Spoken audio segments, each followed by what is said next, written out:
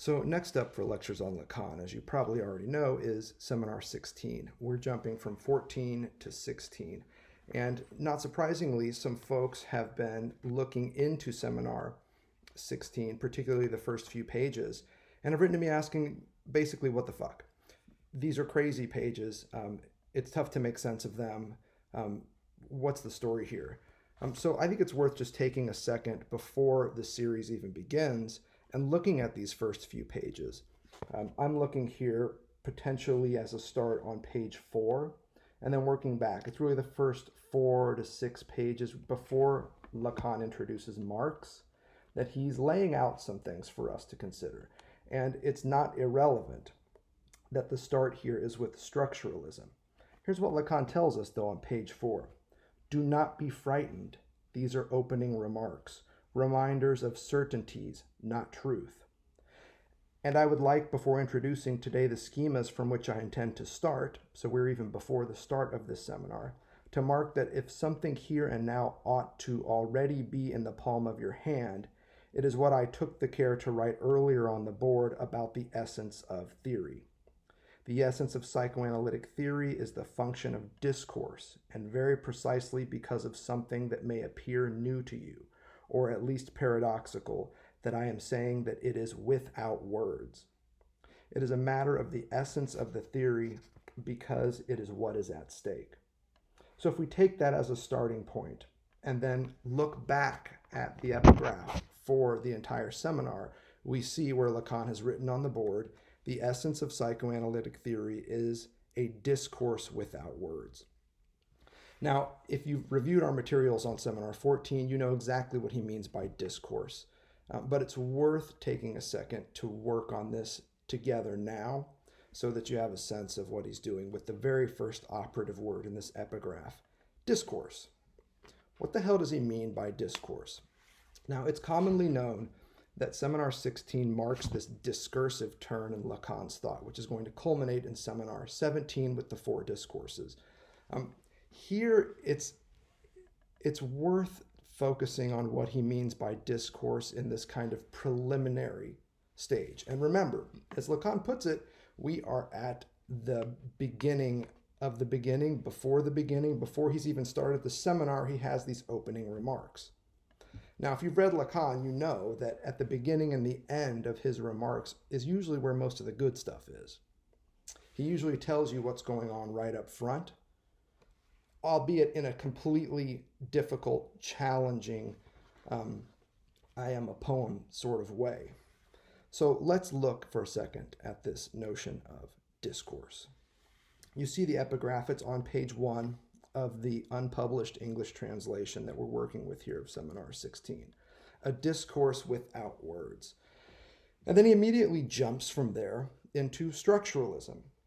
And some publicist who lumps some people together, encompassing them in a discourse known as structuralism. Lacan then goes on famously to play with the idea that this publicist, this work of publicity, is also like putting people together in a dustbin, containing them in a dustbin. And Lacan jokes that, I've been around the block a few times, it's no big deal, top of page 2. I know what is involved in living with household refuse. So here what you have is a discourse, structuralism, that Lacan is toying with as a container, not unlike a wastebasket or a dustbin, that in this case contains refuse. And this is our first and foremost entry into what Lacan means by discourse. At this point, discourse is closely connected to language, it's closely connected to the big other, it's closely connected to the symbolic. What we learned in Seminar 14 is that the big other does not exist. And what Lacan means when he says that is that it doesn't exist as whole, as total, as all-encompassing. There's always something missing from the big other. This is the reason why Lacan will say the big other doesn't exist, there is no meta-language, and various other bumper stickers. It's a set theoretical argument that he's making, and it's really quite simple. Containers are not among the things they contain. So there's a wastebasket right here, sitting next to my desk. the wastebasket itself is not among the refuse that is inside it. The container is not among the things it contains. Here you can see why Lacan, in this period, is fascinated with Russell's paradox, the set of all sets that do not contain themselves. And Lacan says that's not a paradox at all. Logically, it makes sense. You can just think right through that one. There's nothing paradoxical about that. Unless you're operating in the wheelhouse of philosophy, symbolic logic, then it suddenly is extremely problematic. But here the first thing to note is, when Lacan says discourse, he means container. And his theory of the container, whether it's the big other, the symbolic, language, or a discourse, is that it's always missing something. The other is always barred for this reason. Something is missing from it. And in the famous bumper sticker that we've all heard before, what's missing from the big other is a big other for itself. There is no other of the other. Now, I'm playing with this idea, obviously, because of the title of this seminar, From an Other to the Other.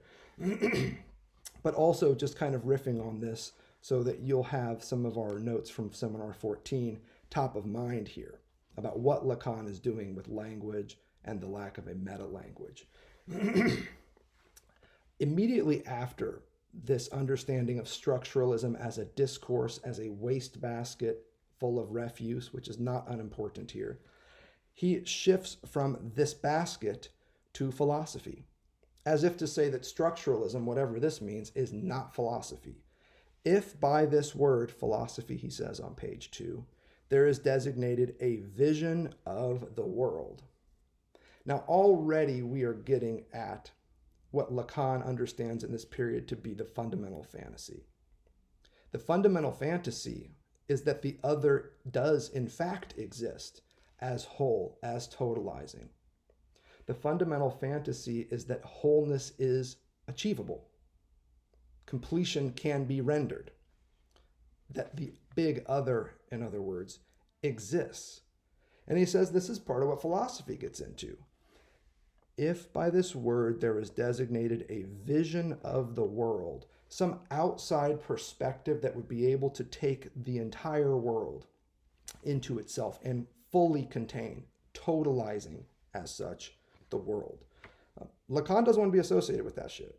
He thinks that that is the fundamental fantasy of philosophy, which we're going to come to in a second, as to how this materializes around thought, all in the first 4 pages of what is the preliminary remarks on Seminar 16 that Lacan offers. Immediately on 2 after this, he dips into castration and says that this is the constitutive truth that psychoanalysis brings to the field here, this notion of castration. I don't think we need to spend a bunch of time on this. You can find this material discussed in other lectures in our series. Almost in every single one of them, we've got a section on castration. The things to note here are, in fact, the issue of no union of man and woman. Now, you've heard this phrase bandied about as well. The no union part is important. Prior to this, just a couple years before, Lacan is saying there is no universe of discourse. I've posted about this before on our Substack and also on Instagram. What he means by that is that there is no totalized, completely contained, coherent sense of discourse. And that's partly what he's working on here. There's always a disjunction. Something is constantly dropping out of that process. And Lacan wants to access that by way of castration. He wants to put that in terms of man and woman, which is just fine. We can come to that in future series, as I expect we will when we get to 19 and 20 especially. Right now, what matters is the no union part. Because as you move down on page 2, don't get caught up in the bullet points. Don't get caught up in the man and woman business. Focus on the no union. Because then at the bottom of page 2, we get an equivalence of kinds. No harmony.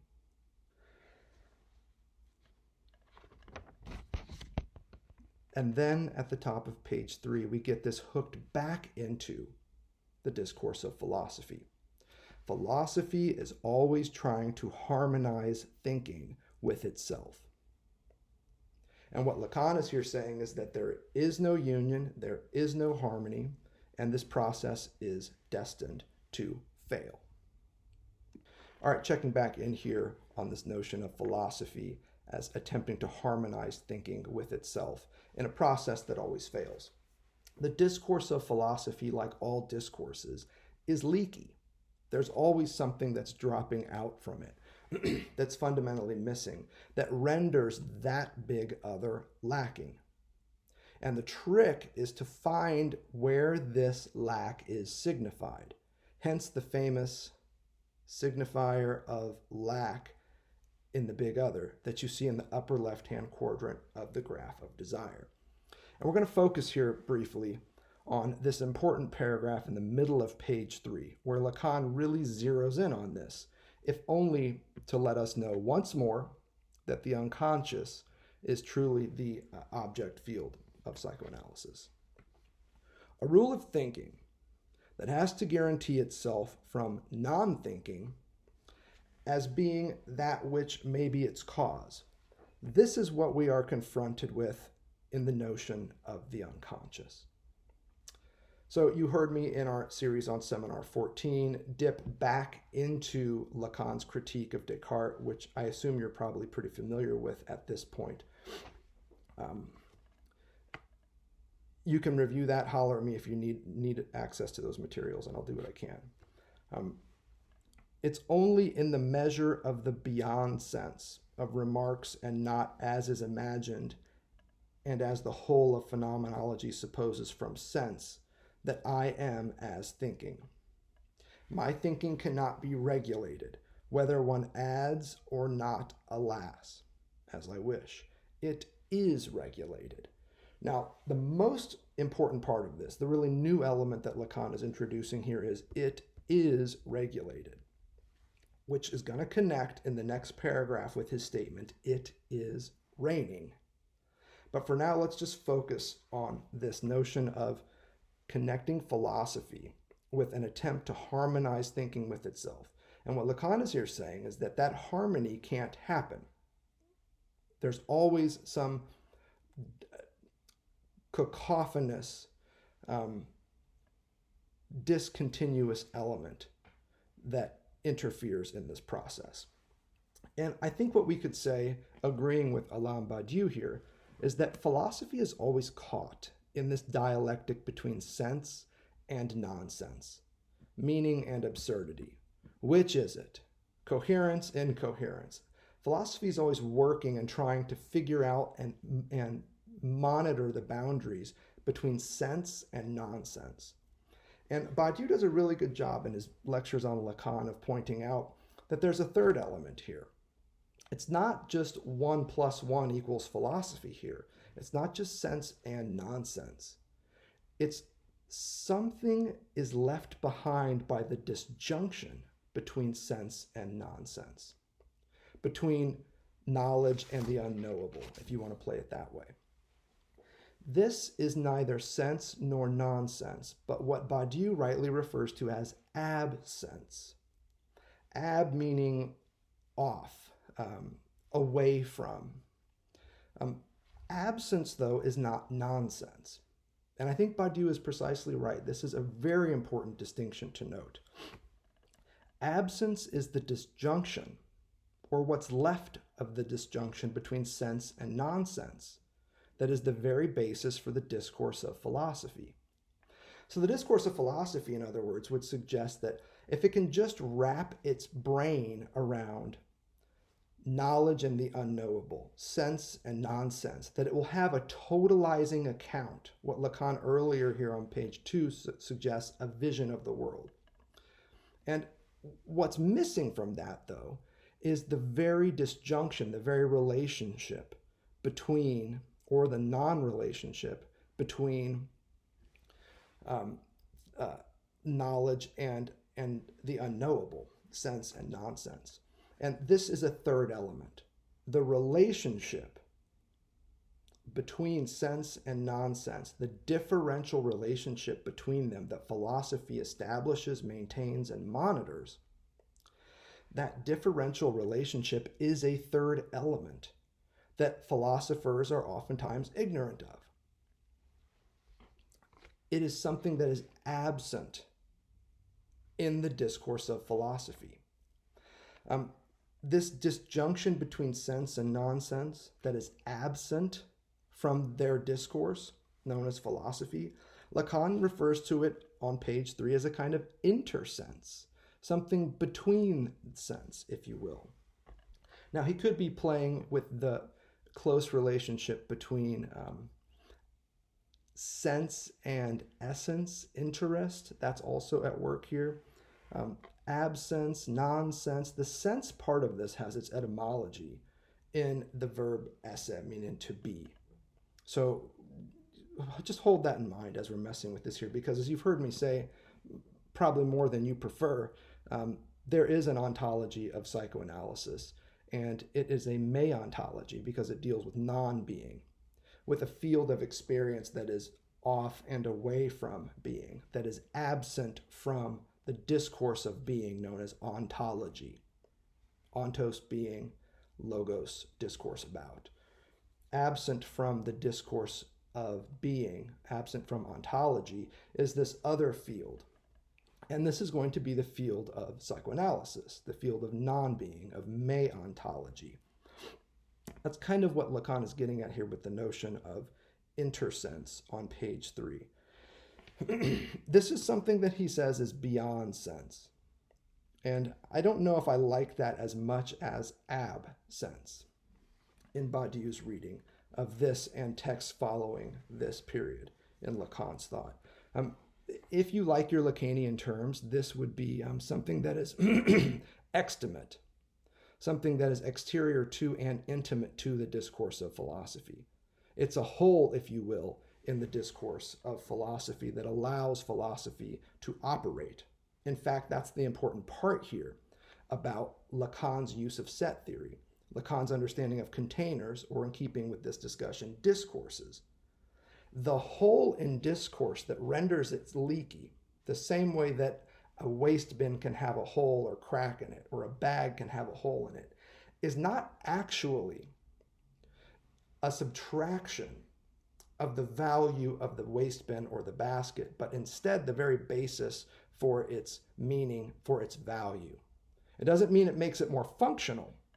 It just means that the dysfunctional aspect of every totalizing operation is precisely what allows it to continue and perpetuate itself as a totalizing operation. This is why Badiou is the great inheritor of Lacanian thought, I believe, in part, because he fundamentally understands that the state, although it purports to seek a totalizing count of every entity in the world and so on and so forth, it works and sustains itself only by ensuring at a structural, logical level that that count is always incomplete. Because if the count were ever complete, there'd be no need for the state as a counting operation to do its thing. So there's always something more to be counted. And that's why in the field of identity politics that is so endemic to our world today, you have to be very careful about what you ask for. Is representation of your identity group exactly what you want? I can tell you it's exactly what the state wants you to want. It absolutely wants you to want to be uncounted but subject to the count that is its operation. So here we are working with this notion of discourse as a counting mechanism, pushing it in Badiou's direction. What Lacan's going to say again and again is that there is this structural, logical inoperativity, a slippage of sorts, something that's constantly falling out from the process. If indeed it's this attempt in philosophical discourse to harmonize thinking with itself, what we can see is that the monkey wrench in this system is going to be the unconscious. Because we know that it's precisely where I think I'm thinking that I damn sure am not. And it's in fact where I don't think I'm thinking, at the level of the body, at the level of the unconscious, that all of my greatest thoughts truly occur. So Lacan's going to turn this philosophical system on its head but he's looking for this notion of the unconscious here as something that would be the cause and condition of possibility for thought itself. That's what he's doing on page 3. And we're moving fast and loose here because this is an anticipation of what we're going to be up to in the series and just getting folks acquainted with the first few pages of this seminar, which are pretty damn daunting. The next paragraph that we come to is this notion of it is raining. And the key thing to note there is, where's the subject? Who's the agent in this sentence? What is the it in it is raining? I'm not saying I rain. Lacan moves very quickly through this only to say, baby, it is raining primary truths. It's an interesting move. Very interesting, quick move that he's making here. The being of thought is the cause of thinking qua beyond sense. Again, think of this as absence. Now, using this structure rejects any promotion of infallibility. And here we come to the key point at the bottom of page 3. Lacan's understanding of structure, of discourse, of language, of the other, of the symbolic. We can keep adding to this list. And that, of course, is going to risk muddying several concepts. But it allows us to establish a baseline for Lacan's thought. If you accept his theory of the big other, namely that the big other doesn't exist, that it's always lacking, that something's always missing from it, the same way that the trash can itself is always missing from the contents that it has within it, then you have to allow for some fallibility in our understanding of discourse, of structure, of logic. Here, this structure rejects any promotion of infallibility. And notice Bruce Fink's move on this. Whenever you see phallus, think fallible. Those words are etymologically connected. The lexical history is there. Lacan's theory of structure, of discourse, is one that rejects any notion of infallibility. Completion, harmony, union. There is no universe of discourse. It is only helped precisely from the gap. There's that third element, that disjunction, that third element that proves that for Lacan, 1 + 1 always equals 3. And now we come to these elements that couple with this fallibility. There's a halting, stopping, defective, failing aspect. Something flawed is occurring at the top of page 4. Notice how this disrupts the fundamental fantasy. The fundamental fantasy, as we learned in Seminar 14, is the belief that wholeness can be acquired, that somebody somewhere knows all the answers, that the big other is this incredibly elaborate, coherent, cognizant, everywhere at once NSA. You start slipping into kind of paranoid delusions here. The truth, though, is that shit doesn't exist. There is no omniscient, omnipotent, big other out there watching you. It ain't Colonel Sanders. It ain't Queen Elizabeth, even though she still lives on in Clickhole. It certainly is not the NSA. It's not aliens, as your very interesting neighbor might tell you. This fundamental fantasy is shattered by Lacan's theory of the structure, of discourse, of language, which is always flawed, defective, purporting to be totalizing, but always missing something. This is what structuralism takes seriously, Lacan says on page 4. It takes seriously the fact of knowledge as cause in thinking, and most usually it has to be said in a delusional perspective. If philosophy is the discourse that seeks a harmony of thinking with itself, and by extension some sort of view of the entire world, what Lacan is here going to tell us is that that is a delusional perspective. Delusional because it marks a fundamental fantasy, that you could somehow step outside and away from the world enough to get a holistic, totalizing, encompassing perspective on it. Which brings us back to where we started this little discussion. Do not be frightened. These are opening remarks, reminders of certainties, not truths. And I would like, before introducing today the schemas from which I intend to start, to mark that if something here and now ought already to be in the palm of your hand, it is what I took the care to write earlier on the board about the essence of the theory. The essence of psychoanalytic theory is the function of discourse. Read dysfunction of discourse. And very precisely because of something that may appear new to you, or at least paradoxical, that I am saying that it is without words. It is a matter of the essence of the theory because this is what is at stake. Now understanding a little bit about what he means by discourse, we can move to the question of what he means to have a discourse without words, and this being the essence of psychoanalytic theory.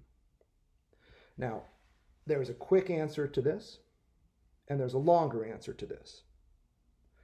I'll give you the quick in order to push pause and move the discussion forward, and say that I would guess that the without words, the discourse without words, would in fact be that of mathematics, or in Lacan's sense, the mathemes. The mathemes and the formulas of Lacanian psychoanalysis mark a discourse without words that is the essence of psychoanalytic theory. All right, let's speed up a bit here. You've got this idea of a discourse without words being the essence of psychoanalytic theory. And you've got this other idea that discourse, like the big other, like the symbolic, like language, is necessarily, logically, structurally barred, lacking, incomplete, which is how we get Lacan's claim at the start of 14 and also at the very start of 16. There is no universe of discourse. Why not? To review very quickly, it's as simple as this. Containers, again, are not among their contents. There is a structural logical lack here, and this structural logical lack is especially apparent when it comes to totalizing containers, totalizing sets, containers and sets that purport to encompass all members of any given category. Now, all of this is from our series on 14, and we've got a couple of excerpts from that you can access on Substack, Instagram, and the like, so we can leave it at there. Here's what you also have heard so far, though. You've also heard me say that this inherent dysfunction of containers, especially those that purport to be totalizing entities, is endemic to their form and function. Totalizing sets like language, discourse, the symbolic, and the big other, part and parcel of their operation is their inoperativity. And I would even say that this inoperativity is the condition of possibility for their function. Now, this is a move that Lacan is also keen on in the mid to late 1960s. What we can add is this. It's at the level of the flaw, the defect, the failure, the gap, the hole in their container-like structures that we find the basis for these structures' operation, legitimacy, and endurance. What looks like a flaw, logical, structural, and otherwise, in other words, is in fact the most valuable feature of these entities. It's their most prized and protected attribute. And it's the site at which their true forms and functions await discovery. The idea here is that a leaky bucket can always hold more water and thus never exhaust its structural capacity as a container. That's worth hanging on to here. Here, the bucket is no longer a means to the end of water containment, transportation, and the like, but instead it becomes, what I call in the chattering mind, a means without end, ever renewing its basic operativity by the sheer fact that it never quite completes its task. It's always dysfunctional at some basic level. Which brings Lacan to the mustard pot. You know that mustard pot. It's the mustard pot we encounter on page 5 of Seminar 16. It's not the first time we've seen it. If you've read Lacan, and he even mentions this, the mustard pot's been in the margins of other works by him as well. What makes a mustard pot valuable? Or if you're in the United States, it'd be like a mustard jar. We're talking about the thing in your fridge or wherever you keep it that has a lid on it and there's mustard inside, okay? He calls it a mustard pot, whatever. Its value depends on what's inside, right? It's the mustard inside that you pay for when you buy the mustard pot. That's what we'd say normally. In other words, that it's the contents of the mustard pot that make it valuable. And once these contents are gone, the pot, we would say, is worthless, refuse, one more item for the waste bin. Now, on page 5 of Seminar 16, which I think is a brilliant move that Lacan is making, he says the opposite. He says that mustard pots take on their value when they're empty. Now, why is this?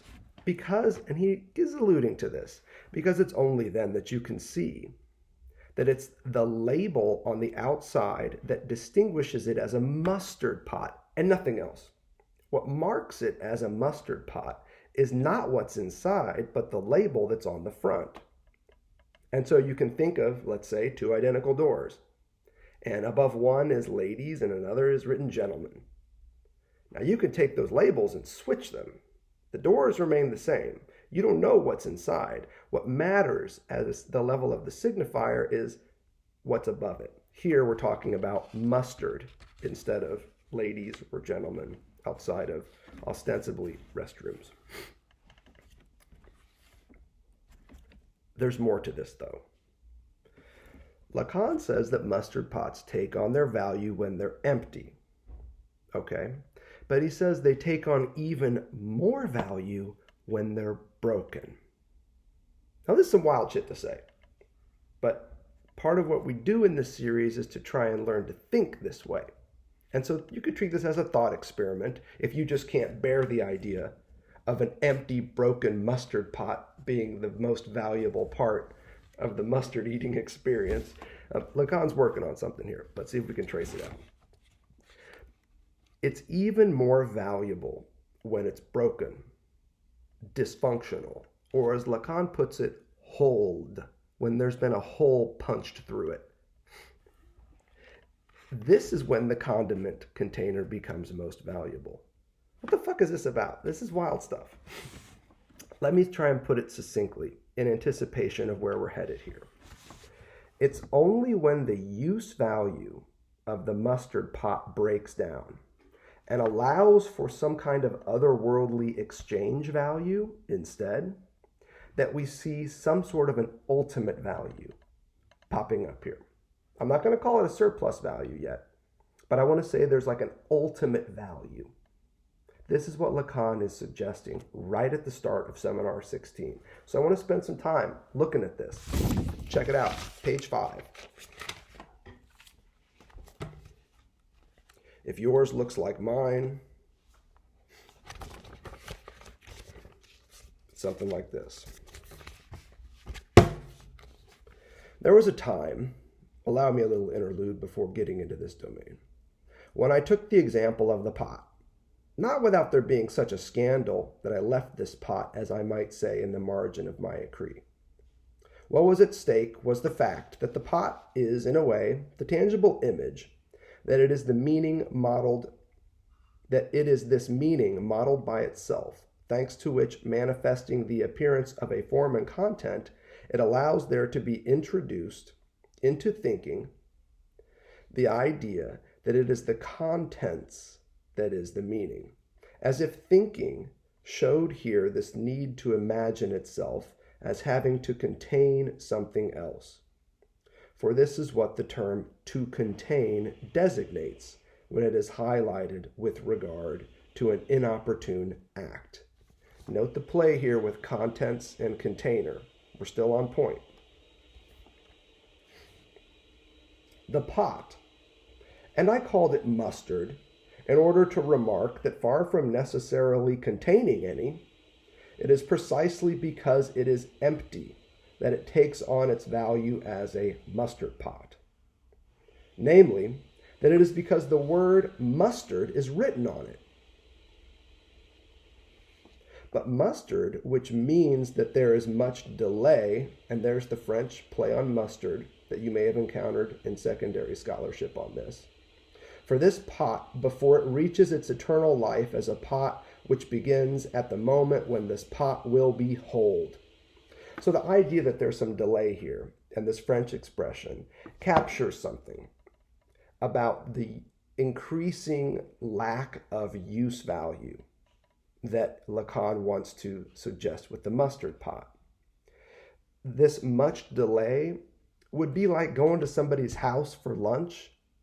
Y'all are eating sandwiches or whatever, and after lunch, there's some kind of dessert perhaps, and it's only then that the host shows up with the mustard for the sandwich. The mustard has arrived to the table with such a delay that it's no longer useful to the event of having lunch at this person's house. The mustard is late, and in becoming late, its tardiness renders its uselessness. Because it's under this appearance throughout the ages that we find in digs, namely by searching in tombs, something that will bear witness to us about the state of a civilization. The pot is wholed. It is said as a homage to the dead person, and so that the living person can make use of it. Of course it is a reason, but there is perhaps another one, which is the following. It is that this whole is intended to produce, so that this whole produces, illustrating the myth of the deny. Now, what are we working at here? If you know the myth of the deny, and it's a terrible curse. You would never want to curse this on somebody. But here's the idea, is that you're condemned to transport water from one place to the next, but you're only given a leaky bucket. The example is of a sieve or something like this, something that water just pours right through. And your job is to transport water from point A to point B. But obviously, if you've got a leaky bucket or a sieve or something like this, by the time you get the water in the thing and start walking, by the time you get to point B, the water's all gone. And so you got to go back and get more. That's partly what he's working on here. It is in this state that this pot, when we have resurrected it from its burial place, occupies a place of honor on the shelf of the collector in this moment of glory. So what you're seeing here is the pot is emptied, broken, because a hole's being punched through the bottom of it. And it's there at the level of the dysfunction of the mustard pot that it starts to take on value, honor, glory. It becomes collectible. For just as much as for God, so now it even has a divine importance, it is in this glory that it reveals its nature. The nature of the mustard pot is revealed in the glory that it can now attain because it no longer works. It no longer functions. It's been broken. It can't hold anything, certainly not a condiment like mustard. It doesn't mean it'll ever find new contents.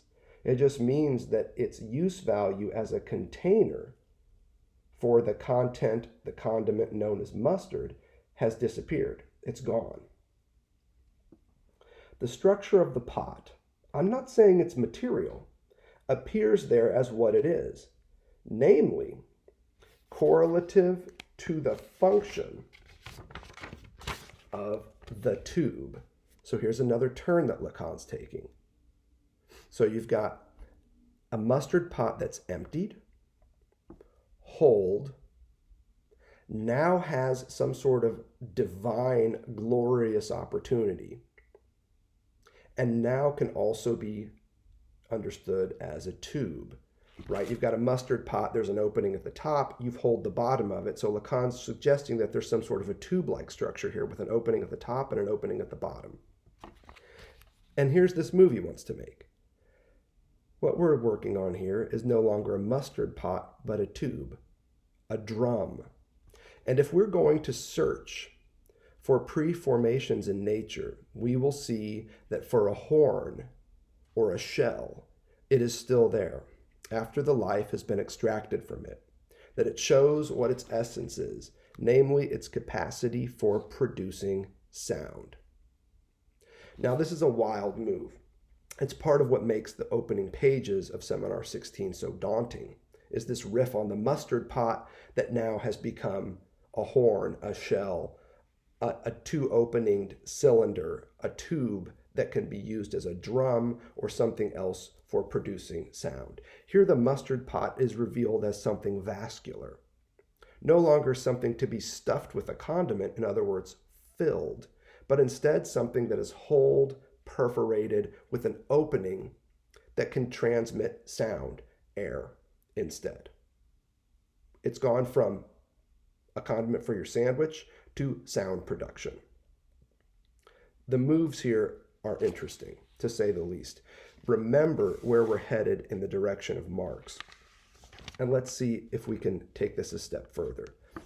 But also to get us back to something really basic in psychoanalysis. And that is the analysand's speech. The same is true of mustard pots as Lacan is working it here. We might say that that's also true of empty speech, of analytic experience. It's where my speech and action fail, where they start to slip, stutter, stammer. It's where dysfunction appears in speech and action, that the truth of who and what I am all about can be discovered, disclosed, and if done well, resubjectivized. Just pause and think about this for a second.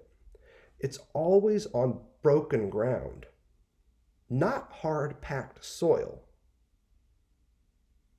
that seeds to be sown are planted. Hold this in mind as we move forward past page 6 right now in Seminar 16. All right, moving past page 6 in Seminar 16. You know what? And just when you think you got the crazy out of you with the mustard pot, along comes Marx. It's precisely after Lacan introduces this mustard pot that he turns to Marx. Now remember what's happening with the mustard pot and the relationship between its use value to you as a consumer of, I don't know, stuff that has mustard to go with it, and its exchange value in this kind of otherworldly system, where mustard pots are holed, filled with special things, and put in a tomb, buried with your ass. You never thought you'd be buried with a mustard pot, but here you go. You're going to get buried with a mustard pot, and you'll be damn happy that it happened that way, because it'll be stuffed with amazing things. This is what you see on page 6 too. Precious materials, perfumes, gold, incense, and myrrh, all of these things are stuffed into broken mustard pots, which are then put in tombs and then dug up hundreds, thousands of years later by archaeologists. The pot explains the meaning of what is there by virtue of what, Lacan asks. By virtue of a use value. Let us rather say of an exchange value with another world and another dignity, of a token value. That it should be in pots that we find the manuscripts of the Dead Sea Scrolls is something to make us sense that it is not the signified that is within. It is very precisely the signifier. Even and especially when the label mustard has worn off the exterior, it doesn't mean that you have a lack of signifiers and they're signifying the meaning and all blah, blah, blahs inside. No. What's inside is in fact the blah, blah, blah. It's another round of signifiers. Here, it's the Dead Sea Scrolls. And then we're back to the topic with which this thing began. And it is with that that we have to deal when it is a matter of what is at stake for us, namely the relationship between discourse and word in analytic efficacy.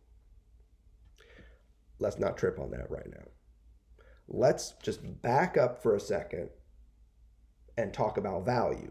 Exchange value, use value, because eventually we're going to get surplus value. And you can see on page 6, as soon as he's done with this discussion, it's on to Marx. Let's check this out and see what happens. Lacan wants to say that beyond use value, beyond exchange value, is surplus value. And it's here that his attention really focuses. So we don't need to spend much time on use value. Use value is the value that something has in its utility. The use value of this glorious coffee mug is in its ability to help me have a drink of coffee. The exchange value is how much I had to pay to have one of my cats put on the front of it. And don't mess around. There's the other one right there. I got both cats on a coffee mug. That shit wasn't free.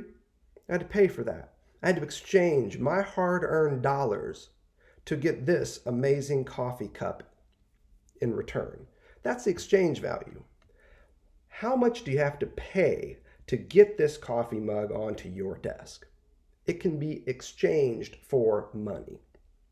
So that's use value and exchange value, roughly speaking. Let's focus on surplus value, as Lacan would have us. What the hell is it? Surplus value is the difference between the production cost and the sale price of any given entity, coffee mugs and otherwise. If an item sells for more than it costs to make, the capitalist turns a profit. And if it costs more to make the item than the capitalist can sell it for, that motherfucker takes a loss. So surplus value is the difference between how much it costs to make something and how much it can be sold to someone else. So let's say this coffee mug, it was a gift. I don't know how much it cost. Let's say it was a $20 coffee mug.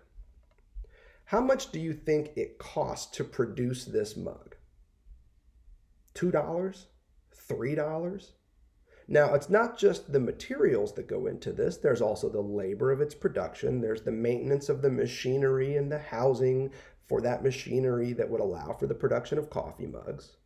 There's also some sort of a transportation cost because this thing has to be shipped. It has to be packed. There's boxes. There's all kinds of stuff.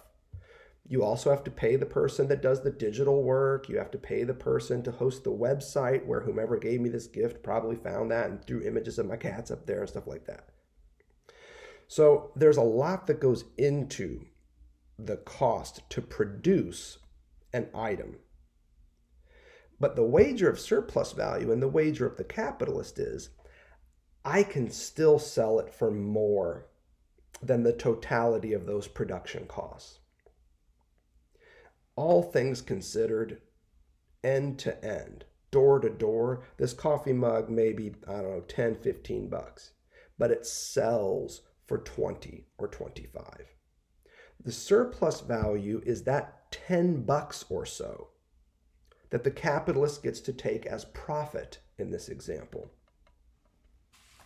Now, already, when we start moving into discussions of profit, deficit, gain, and loss, because again, if it costs less to produce than you can sell it for, you make a profit. There's your surplus value. But it can also go in the opposite direction. You can fuck up and spend a lot of money making something that'll only sell for a fraction of the cost it took to produce it. Now you're dealing with a deficit. Now you've got a loss. Lacan wants to say these all are in the field of surplus. Now, if you've got ears to hear, you can notice that Lacan is already starting what he would go on to define as a basic operational logic of discourse, be it the discourse of a master, a hysteric, an analyst, or yours truly, a professor. Namely, the way it always results in a gain or a loss. Discourse always results in a gain or a loss.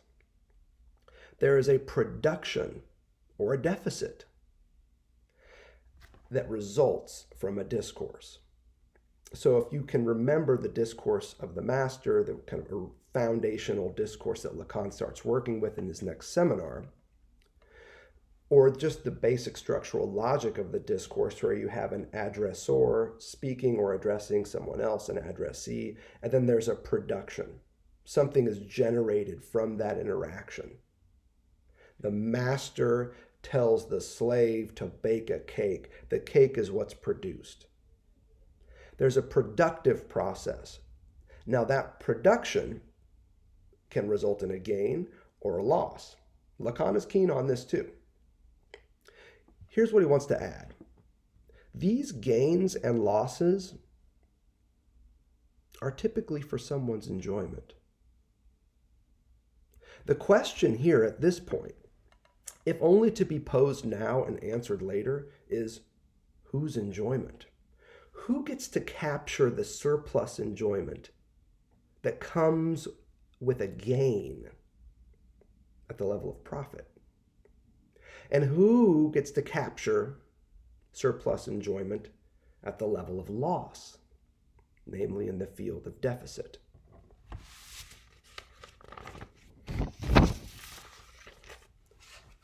There's a lot to say about surplus. We're going to come back to it. We're going to talk about the etymology.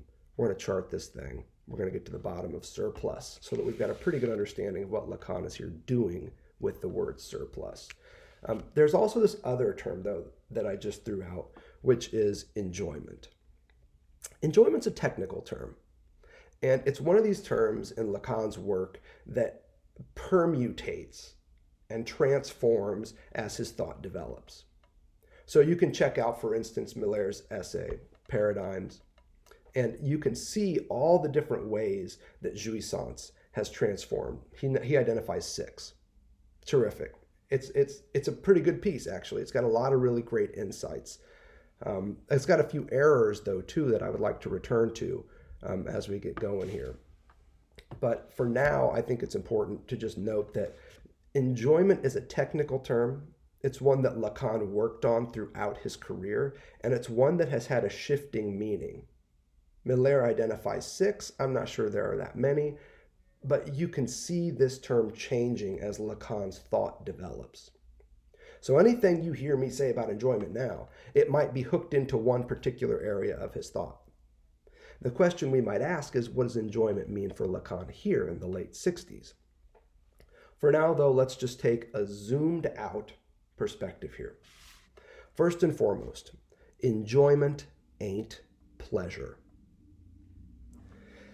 Pleasure, to keep it basic, is like eating until you're full, with or without mustard.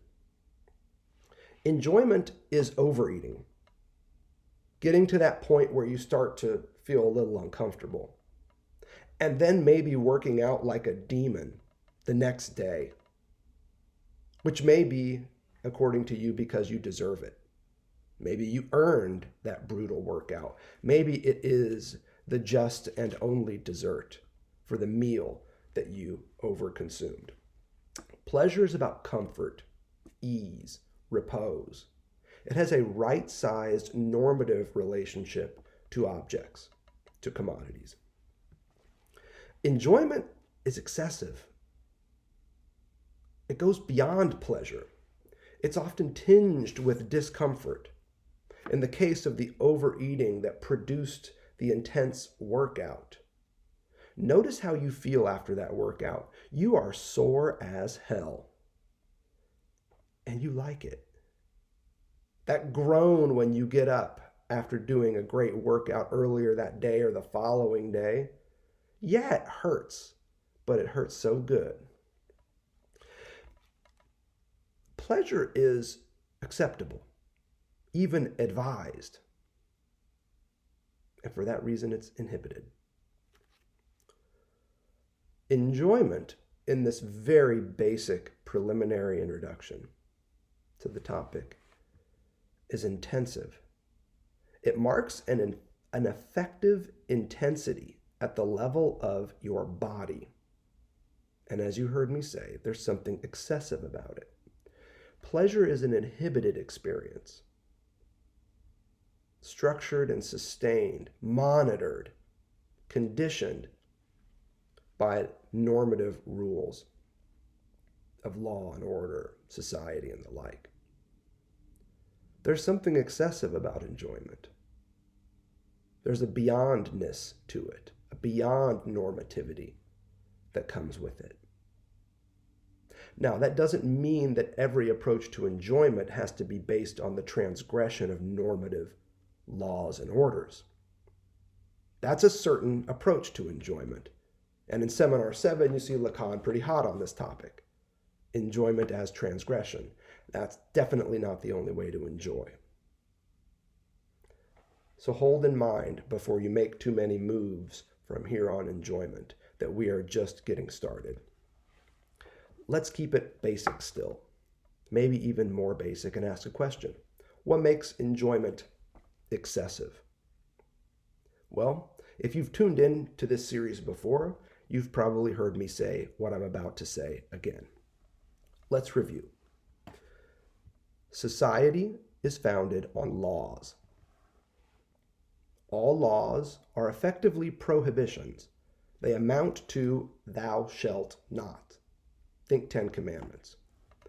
And all prohibitions, societal and otherwise, if you could even imagine a prohibition that is not functionally societal, I'd like to hear from you. Let me know what that is. All these prohibitions that are equivalent to the laws that are the structuring elements of society are prohibitions against enjoyment. So much so that I think it's fair to say that the basic law of society is enjoy as little as possible. You can pursue pleasure and happiness. Jefferson knew that as far as you want to go.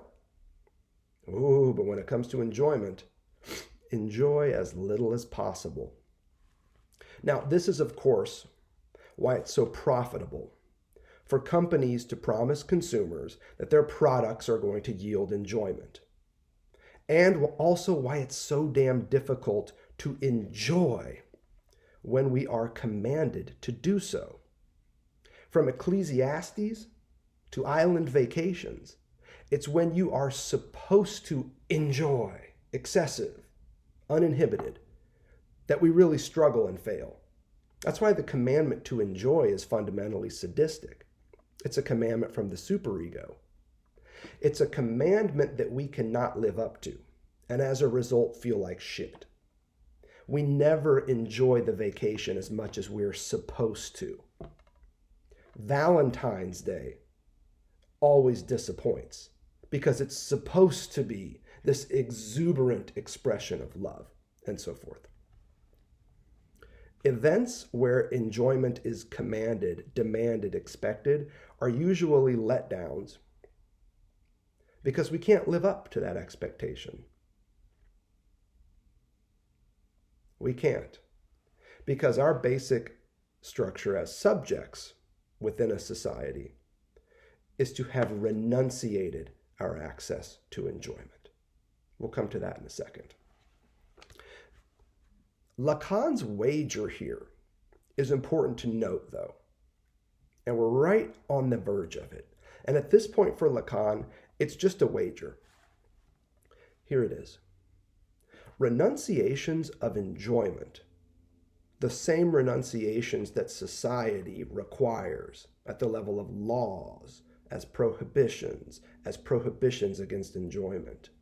These renunciations of enjoyment are always weirdly opportunities to enjoy. Let's think through this, even if only tentatively at this point. Renunciations of enjoyment always somehow result in more, not less, enjoyment. Let me put it a little differently. Somehow we manage to access more enjoyment by allowing ourselves less of it. Hell, we even know how to enjoy our renunciations of enjoyment.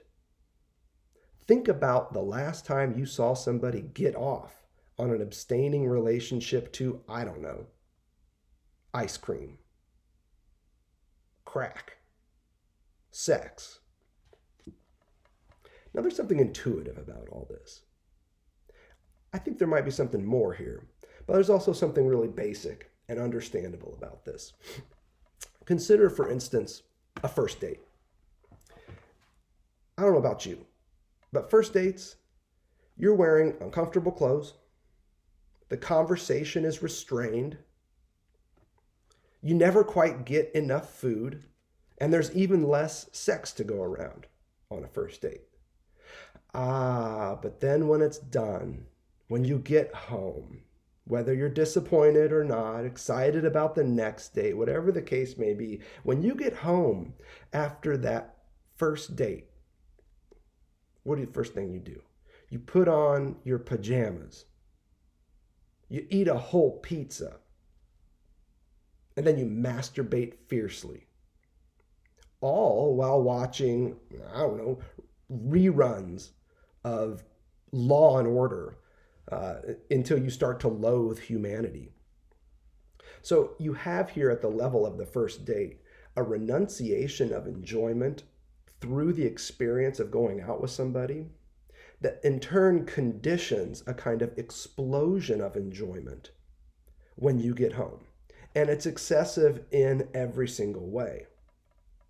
I don't know if putting on pajamas is excessive, but you might say eating a whole pizza is excessive. Probably going to make you feel overly full. Masturbating fiercely. I didn't just say masturbating, I said fiercely. That strikes me as perhaps a little bit excessive. And then, Law and Order. If you've got Hulu, baby, they got every episode of Law and Order, 35 seasons of 90 episodes in each, and they just play dun-dun back to back. Throw on SVU in particular, and the loathing of humanity that will come out, the disgust that you'll have when you crawl into bed that night. That's a kind of enjoyment. Lacan refers to this type of enjoyment as surplus enjoyment. And he starts this work on page 7 of Seminar 16. No newer than labor was in the production of merchandise is the renunciation of enjoyment, jouissance, whose relation to labor I do not have to define any further. We'll come back to that in a sec. Since from the beginning, and quite contrary to what Hegel says, or seems to say, it is what constitutes the master who clearly intends to make of it, surplus enjoyment, the principle of his power. What is new is that there is a discourse that articulates this renunciation and which makes it appear, which makes appear in it, for this is the essence of the analytic discourse, what I would call the function of surplus enjoyment. This function appears because discourse occurs, because what it demonstrates in the renunciation of enjoyment is an effect of discourse itself. It's a terrific little passage, and it puts us on call for this notion of surplus enjoyment. All right, surplus enjoyment. Clearly, it's connected to labor, at least to the workplace. We have expressions for this, work before play, and so many other euphemisms about how the renunciation of enjoyment is somehow crucial to the modern experience of labor. Of course, followed by a weekend, supposedly filled of enjoyment, followed by another week's worth of labor, followed by another weekend worth of enjoyment. You can look at the 7-day week and make sense of this in terms of work and play. But let's just take a second here. Labor is not the same as work. I don't want to conflate them. Hannah Arendt is terrific on this topic, by the way. Work at least yields a product. When you work, you have something that is the result of that work. The painter works at the production of a painting that can then be hung on the wall, experienced, hell, maybe even enjoyed. But labor, unless we're talking about maternity wards, labor yields nothing for the laborer except more of the same, namely labor. This is Arendt's big distinction between labor and work, by the way. Work results in a production of something. There's something enduring that survives the process of work, that is out there in the world that the worker can then see. Labor, however, the laborer cannot look at a product and say, I made that, whether they feel pride or disgust. They're just putting one spoke in a wheel over and over and over and over again. It doesn't mean they're making bicycles. It means they are just putting a single spoke in one of the wheels that will eventually go into the production of a bicycle. What they get out of this is not the satisfaction of seeing their work in the world the same way that the bondsman will survive the Lord in Hegel's phenomenology of spirit. No, the only thing the laborer gets from this is just more labor. Who gets to enjoy, then, the fruits of the laborer's efforts? The factory owner, the shareholder, in short, the master. But Lacan, again, note the move here, he wants to talk about discourse. It's the discourse around this whole production that captures his attention, particularly language use. If the condition of possibility for language use is a renunciation of enjoyment, one of its primary effects is the return of enjoyment in bits and pieces, fits and starts, as surplus enjoyment.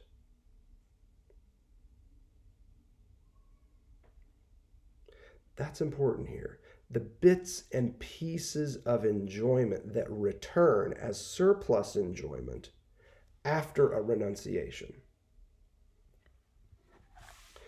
In this passage on page 7 we were just reading, it ends by saying that this function appears because discourse occurs, because what it demonstrates is the renunciation of enjoyment, in the renunciation of enjoyment is an effect of discourse itself.